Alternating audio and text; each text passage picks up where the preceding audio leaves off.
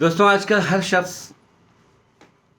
अपने बच्चों के बारे में ज़्यादा फ़िक्रमंद रहता है, चिंतित रहता है कि बच्चे आगे कैसे बढ़ेंगे, इनका करियर कैसे अच्छा होगा और इनकी एक बेहतरीन लाइफ़ के लिए इनके साथ क्या करना चाहिए।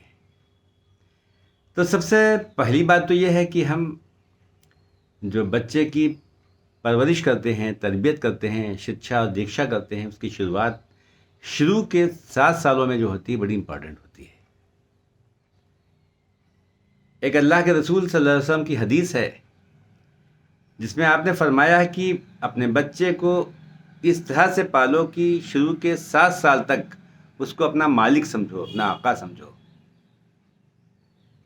7 से 14 साल तक उसको अपना गुलाम समझो और 14 से 21 साल तक उसको अपना दोस्त समझो। अब यहाँ पर जो पहले के 7 साल हैं वो बड़े इंपॉर्टेंट हैं। मॉडर्न मेडिकल साइंस ने भी बात प्रूफ कर दी है कि पहले के 7 साल जो होते हैं बच्चे का दिमाग उसी में बढ़ता है। लिहाजा हम जो बच्चे की तरबियत करते हैं, दीक्षा करते हैं, जो उसको सिखाते हैं, वो शुरू के 7 सालों में बहुत ज़्यादा अहम है। बल्कि क्या सिखाते हैं इससे ज़्यादा इम्पॉर्टेंट है उसे हम क्या दिखाते हैं। बच्चा इतना वो नहीं सीखता है जो आप सिखाते हो, बल्कि वो सीखता है जो बच्चा देखता है। लिहाजा ज़रूरी है कि हम बच्चे को सिखाने से पहले अपने आप को चेंज करें, उसके सामने एग्जाम्पल पेश करें। अगर हम चाहते हैं कि बच्चा हमारा सच बोलना सीखे तो हमें सच बोलना पड़ेगा। ऐसा नहीं कि बाहर से किसी ने पुकारा और हम बच्चे ही से कह रहे हैं कि जाओ कह दो पापा हैं नहीं। इसका मतलब हम बच्चे को झूठ बोलना सिखा रहे हैं। छोटी छोटी बातें होती हैं सही। बहुत छोटे छोटे बच्चे होते हैं। अक्सर चूंकि बच्चों का साबका माओ से ज़्यादा पड़ता है, लिहाजा अक्सर बच्चे माओ से ज़िद ज़्यादा करते हैं। अब वो ज़िद कर रहे हैं और माता श्री उसको मना कर रही हैं, नहीं अभी नहीं, ऐसा नहीं, नुकसान करेगी, ये नहीं चाहिए, वो नहीं, ये सब करती रहती है। और आखिर में बच्चा रोने लगता है। कभी कभी बच्चा ज़मीन पे गिर के हाथ पैरों को चलाने लगता है ज़िद में। अब ऐसे वक्त में वही माँ बच्चे को वो चीज़ जो दे नहीं रही थी उसे दे देती, लो अच्छा जाओ, जान ना खाओ। ऐसा होता है।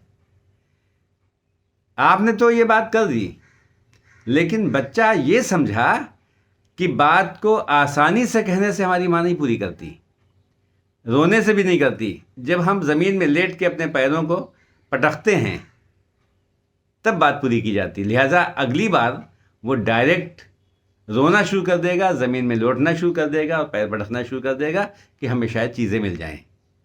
और धीरे धीरे उसके सबकॉन्शियस माइंड में यही चीज़ फीड हो जाती है और बच्चा चिड़चिड़ा हो जाता है, ज़िद्दी हो जाता है, बेपनाह शरारती हो जाता है।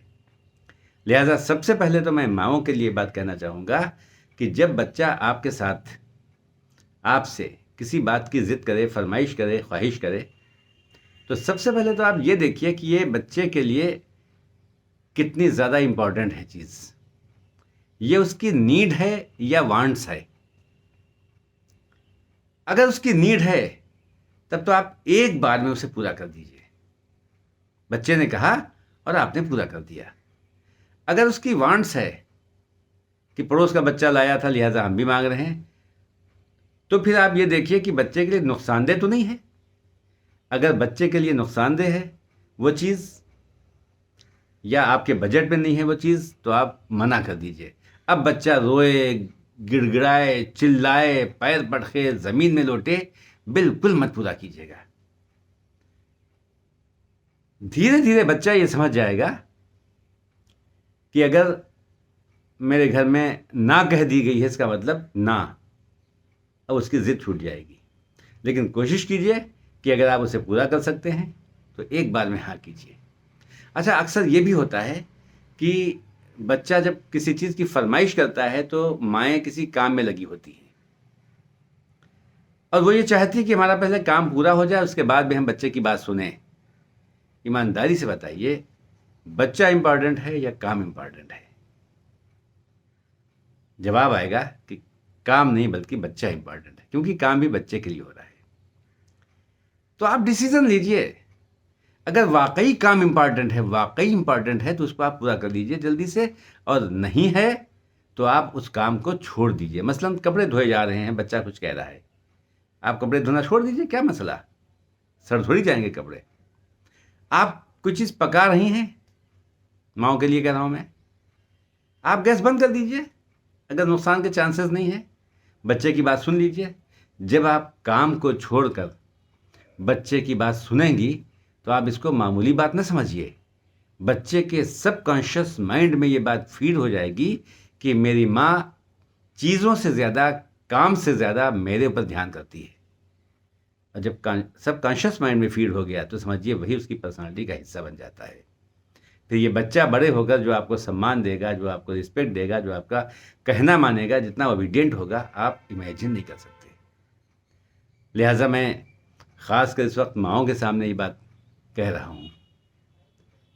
अगर आप ये वीडियो देख रहे हैं तो आप प्लीज़ माँओं को दिखाइए जिनके बच्चे छोटे हैं अभी। बहुत अहम चीज़ है ये।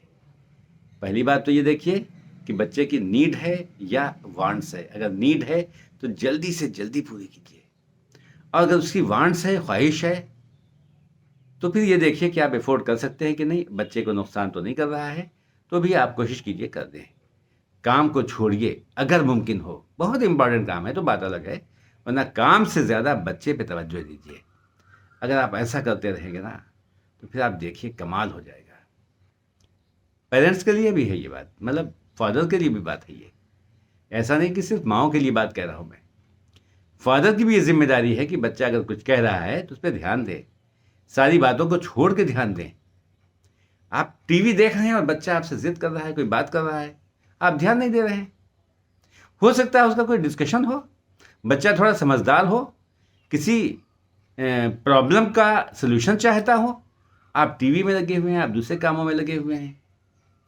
तो धीरे धीरे क्या होगा कि बच्चा आपसे डिस्कस करना छोड़ देगा और फिर उस प्रॉब्लम को अपने साथियों के साथ शेयर करेगा, अपने दोस्तों में शेयर करेगा, और उसके दोस्त, उसके साथी भी उसी की तरह से कच्चे माइंड के हैं, अपरिपक्व दिमाग के वाले हैं बच्चे, जिनको अभी एक्सपीरियंस नहीं है, जिनको अभी कोई तजुर्बा नहीं है दुनिया का। जब उससे शेयर करेंगे तो बच्चे जो सलूशन देंगे उसके साथी, तो वो गलत सलूशन होगा। फिर आप सोचें कितना बड़ा नुकसान हो सकता है। लिहाजा जो छोटी सी बात मैंने अपने बुजुर्गों से सीखी है, किताबों में पढ़ी है, आपके सामने शेयर की है। छोटी सी बात लेकिन काम की बात है। फिर मिलते हैं, फिर बात होती है तरबियत औलाद के सिलसिले में। Thank you very much.